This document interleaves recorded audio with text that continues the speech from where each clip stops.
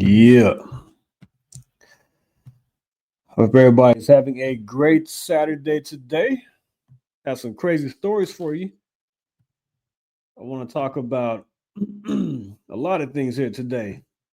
So we have a, the DEA finds a tunnel under a vape shop. Let me give everybody time to get in here real quick. Yeah, so DEA finds a tunnel under a vape shop. A mother and son fight off four attackers with bear spray. That was actually a great story right there. And then we also have six bodies found in Houston Bayou. Crazy stuff, right? I mean, I don't know what's going on in Houston, but it's always something. And we also have a date who was run over by a woman run over by her date. Is there something else behind that, or was it just an accident, or was it a setup? Check it out. All right, first I want to get into this story with the DEA tunnel being found under a vape shop. Recently discovered on the southern border, DEA agents uncovering a 25-foot tunnel allegedly being used to smuggle drugs. The tunnel was under construction beneath a vape shop in Laredo, Texas. Authorities seizing cocaine and marijuana, as well as construction gear used to build that tunnel. News Nation's Jorge Ventura is live for us there in Laredo. Jorge, what can you tell us?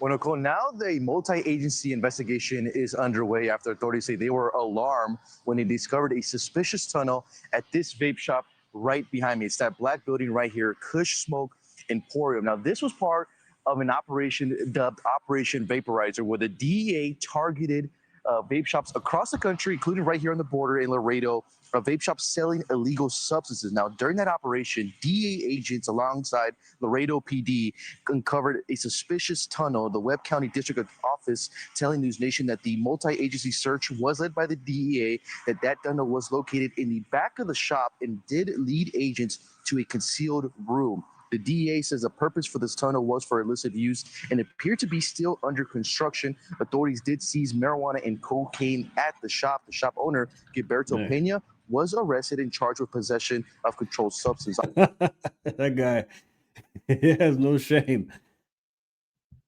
Operation Vaporizer was launched to crack down on vape shops selling vape pens with THC or other illegal substances. A total of 22 shops were inspected here in Laredo. Just one other arrest was made aside from Pena. Now, investigation into the tunnel is now underway for possible ties to a criminal organization. Laredo is a key entry smuggling point for some of the most dangerous cartels just across the border. There is a follow-up investigation being done. That has to be the most gleeful mugshot I've seen in my life.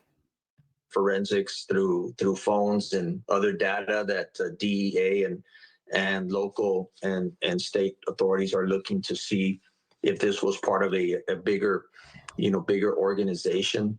There always seems to be ties, being that we are on the border here in Laredo, Texas, with Mexico. We are the gateway city into the United States. Now, Laredo PD says that in the next coming days, a separate unit will go into that vape shop and then dismantle that tunnel. Texas DPS tells me because of the latest crackdown on illegal immigration, cartels are relying more on tunnels and drainage systems for drug and human smuggling here on the Texas border, Nicole. Live for us there in Laredo. Thank you. Thank you for watching. Man, very sophisticated. Wonder how long it took that tunnel to be built. But we knew that the cartels were going to find more ways to smuggle drugs into the United States once Trump got into office and they started cracking down on illegal immigration. So, yeah, wild story right there. And I wonder how many more across the country have been doing this and how long it's been going on. But they're very sophisticated and they always find ways. All right, now here is a crazy story. A woman was run over by her date's vehicle. A driver claims that he was fleeing a robber. This is down in Houston. Houston police say they are now investigating a hit and run that happened on the southeast side, but there are a lot of twists and turns to this one. Fox 26's Leslie Dallas Sports breaking down this bizarre case. Multiple 911 calls were made to HPD Thursday morning after a woman was struck by a car, but there are multiple parts to this story. Here's what we know. HPD says a woman American man who used to date went out the man who then dropped the woman off on Dennis and Nagel Streets. As she went to hug him goodbye, she was hit by his car. How'd that happen? Well, the driver told HPD that he was robbed and a man jumped through his open passenger window here and held a gun to his head. So the driver claims he drove forward, trying to shake off the robbery suspect, who was only partially in his car. Instead, he says he accidentally hit the young woman. She was taken to the hospital with serious head injuries after someone saw her in the road and called 911. But the driver didn't stop after hitting her. He told police that he was attempting to shake the would-be robber, and he attempted to hit a tree. Instead, he hit a gate here at Ryan Middle School on Delano and Elgin. Someone there made another 911 call, but when police got there, the driver was. Now, HPD says the Dulles Tree, where he jumped into the backyard of a woman's home.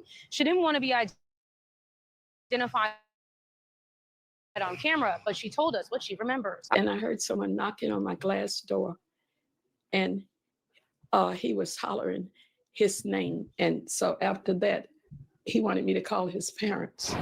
I called his parents, and then his parents came, and I told him I was calling the police. So I called the police also, and he said he was hurt. So I called the ambulance also. I never opened my door. And then from then on, the police got him and his parents. Very smart of her not to open the door. But a lot of people in the comments are wondering if this was a setup by the woman.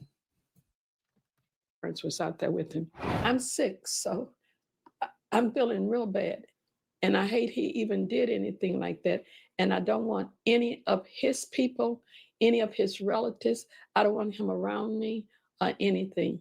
I don't know who the lady is, but I hate that he has hit this lady like this.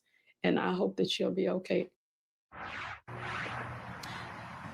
Now, HPD says the woman does not want to press charges against the man who was driving that vehicle, and they are still investigating the alleged robbery. But at this time, they tell me that the man driving the vehicle is still a suspect in this case. Reporting in 3rd Ward, Leslie Delaspore, Fox 26 News.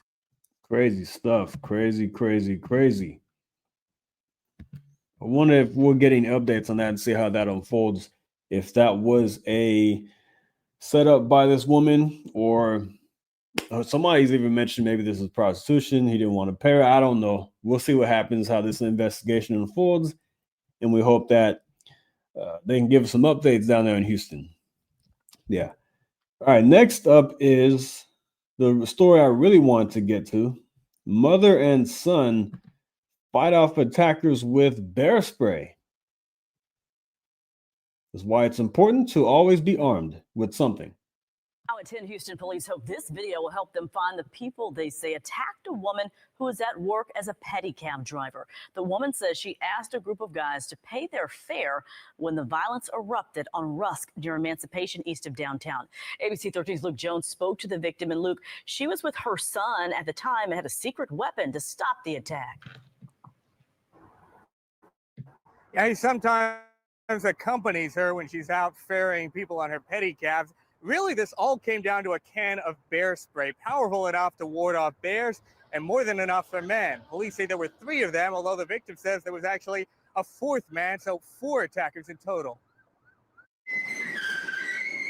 Pravita Fuller's livelihood for the past year and a half, ferrying Houston's Walk Weary on her pedicab. A hard-working woman, exchanging a service for a fee. So what's it mean? But September 5th, she says she and 4 of her customers exchanged words. I probably got a little mouthy when I wanted my money. You out of shape. She and her 16-year-old son had just picked the man up from this East Downtown bar when she realized their payment hadn't gone through. $40. It sounded like the son was yelling at the guy saying he's out of shape. Broke ass boy. Small potatoes, man. And I asked them about the payment, but they just got up, walked away. He do some push-ups. She pressed the issue and soon says one of the men was pressing into her son. He grabbed him by his neck. He got that close. Fuller says she leapt to his defense. I began to hit him multiple times. But then the men turned their attention to her, punching her repeatedly, then forcing her to the ground, one holding her down as another continued to throw punches. I thought I was going to die. I thought I was going to be in the Bayou. I did. No, I can't see. So if you try to do anything, just drop that. This time, it was her We'll get into the Bayou next. son's turn to come to mom's defense. Not with his hands, but with a weapon far more irritating, a can of bear spray. Oh, when bear spray now, when that thing sets off, everything around is going down. Everything around. So all 4 men went down at that point. Police say they've identified 3 men as suspects, but don't have names yet. All 3 still at large. What a loser, man. You can't pay your $40 tab for this little ride you took. Come on, man. But their petty act isn't keeping this woman from her petty cab. I know what I sign up for when I'm outside. I'm a woman who works outside. So I know what comes along with that. And you have to be prepared. And that's why you have to have something on you. Luke Jones, ABC 13, Eyewitness News.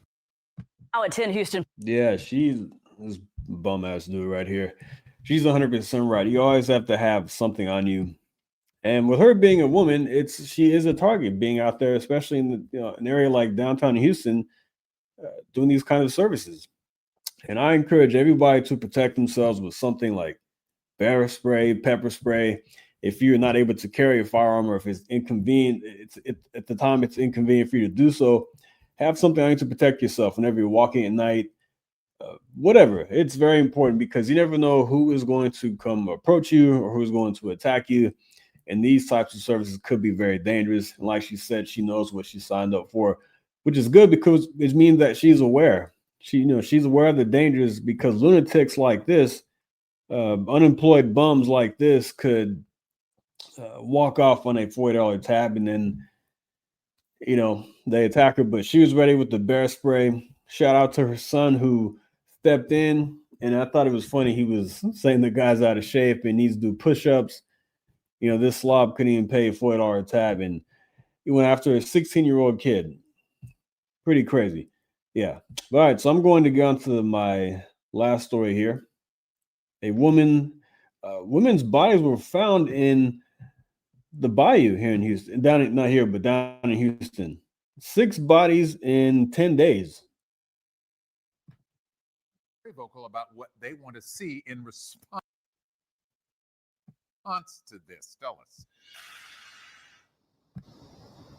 Yeah, Len, our comment sections on social media are filled with people saying more surveillance cameras are needed along the Bayou. City leaders tell me that's just not feasible, but criminal justice experts say cameras might be the best way to prove city officials and police have been saying all along that no serial killer is on the loose. Another body found in Houston's bayous. Police say a woman was spotted in the water near Commerce and Millam Streets around 11:30 last night. Officers were alerted to this by people that are riding by on scooters, and when they noticed something that appeared to be a body. This is the 6th body recovered in bayous in less than 2 weeks, leading many to believe it's the work of a serial killer. City leaders saying earlier this week that's not the case. There's no evidence that there's a serial killer loose on the streets of Houston. But the public wants answers. KHOU 11 viewers, Hannah, Lucy, and Chris, all commenting on our posts online, asking for more surveillance cameras by the water. I brought that to City Council member Carolyn Evans-Shabazz. A lot of people have come to us asking for more surveillance by the water. Is that something the City Council is looking into? I have heard that suggestion, but I don't know how we could implement that. To say that we can install cameras, we would have no idea where to put them because we don't know where the bodies went into the bayou. To be honest, serial killers are very rare. Even so, criminal justice expert Krista Gehring tells me more cameras might be what's needed to put those rumors to rest. I mean, weren't there cameras in that walking trail where up in Arkansas where the guy stabbed the 2 parents? I'm sure they could find a way to do this.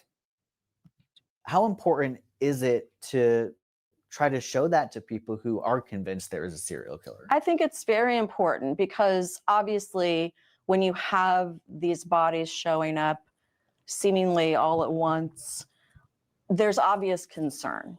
The camera might actually capture where an individual falls into the bayou or has an accident or is intoxicated or whatever, because that's likely what is happening.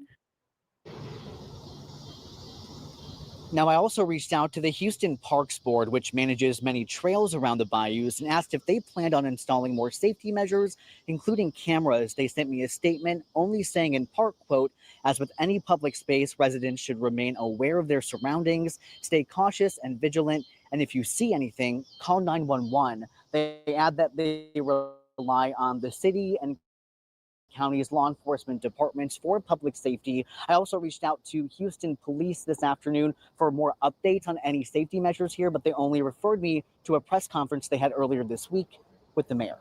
Reporting live downtown tonight, Orko Manna, KHOU 11 News. People awfully worried about what's happening here. Orko Manna, Yeah, I'd be worried too.